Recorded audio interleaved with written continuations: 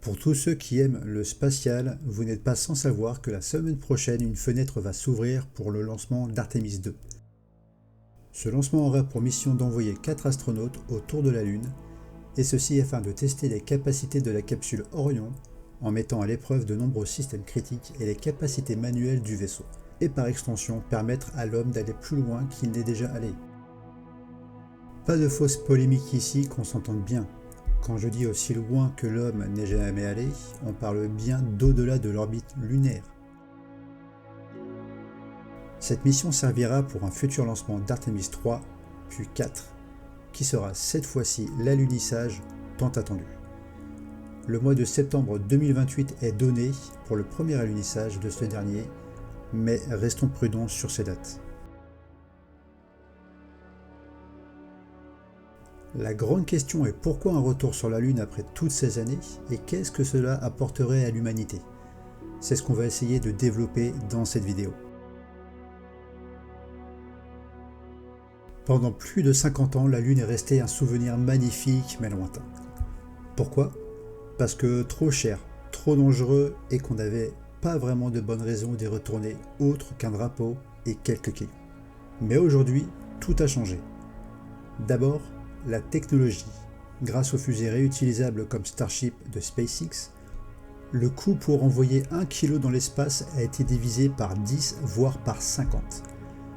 Ce qui était impossible financièrement commence à devenir de nouveau réaliste. Nous avons découvert de nouvelles choses sur la Lune grâce aux sondes récentes. De l'eau sous forme de glace au pôle, de l'hélium-3 en quantité massive et des ressources qui pourraient révolutionner notre façon de produire de l'énergie et de voyager dans l'espace. Mais surtout, on a compris que la Lune n'était pas une fin en soi. Mais alors, pourquoi y retourne-t-on? Parce que cette fois-ci, on ne vient pas juste visiter.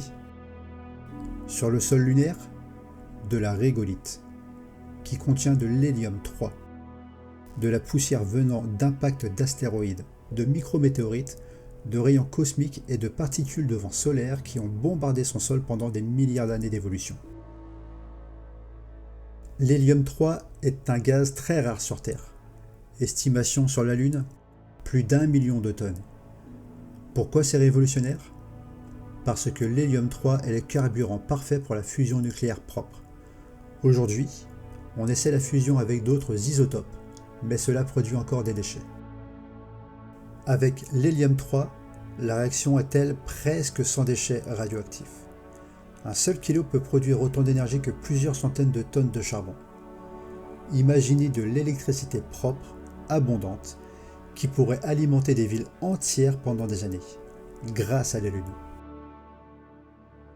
Deuxième trésor, l'eau. Et oui, de l'eau gelée cachée au fond de cratères où le soleil ne brille jamais. Des milliards de tonnes. On la fait fondre, on sépare hydrogène et oxygène. L'oxygène, vous le respirez, l'hydrogène, vous en faites du carburant pour vos fusées. Résultat, plus besoin d'emmener tout le carburant depuis la Terre. On fait le plein directement sur la Lune. Le voyage vers Mars devient beaucoup moins cher. Il y a aussi les métaux titane, aluminium, fer. Tout ce qu'il faut pour construire des bases ou des vaisseaux entiers avec des imprimantes 3D lunaires. La Lune devient une usine à ciel ouvert.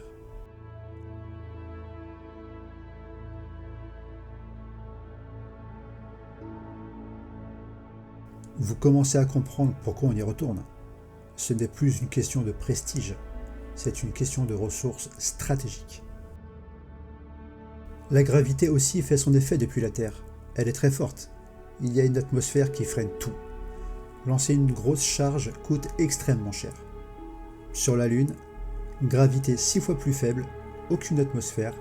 Lancer la même chose depuis la Lune coûte 20 à 30 fois moins d'énergie. Du coup, la Lune devient la gare centrale de l'humanité.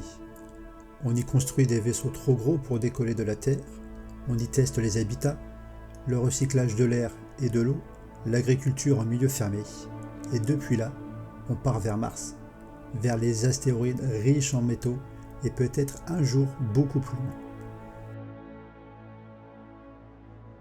Sans la Lune comme base avancée, Mars restera un rêve trop cher.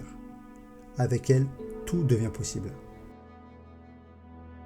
La Lune, ce n'est pas non plus que des mines, c'est aussi le plus grand laboratoire jamais imaginé.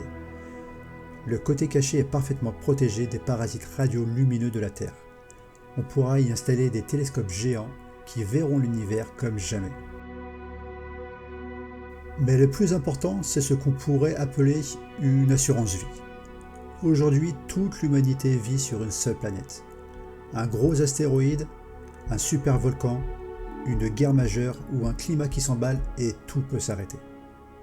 Une base permanente sur la Lune, même modeste au début, crée une redondance. Un deuxième berceau. Pas pour abandonner la Terre, mais pour ne plus tout miser sur un seul panier. C'est là la plus grande sécurité à long terme que notre espèce puisse se donner. Mais tout cela ne restera pas forcément là-haut. Comme pendant le programme Apollo, chaque euro investi dans la Lune a généré des innovations qui sont redescendues sur Terre. Meilleure robotique, énergie propre, médecine spatiale, matériaux ultra résistants, etc. On peut imaginer aussi du tourisme spatial, des voyages autour de la Lune, peut-être même des hôtels en orbite, ce qui rendra l'espace plus accessible, créer des emplois et ouvrir une nouvelle économie. Alors pourquoi on retourne sur la Lune après toutes ces années? Parce que cette fois-ci, on ne vient pas juste planter un drapeau. On vient épuiser des ressources et construire un tremplin vers le reste du système solaire, y faire de la science exceptionnelle et surtout se donner une chance de survivre sur le long terme. La Lune est la première marche et cette marche, on est en train de la gravir en ce moment même. Ce voyage s'arrête ici. Pour les plus curieux qui sont arrivés jusque-là, mettez un commentaire Lune 2036 et dites-moi si vous pensez qu'on y sera vraiment installé d'ici 10 ans. À très bientôt.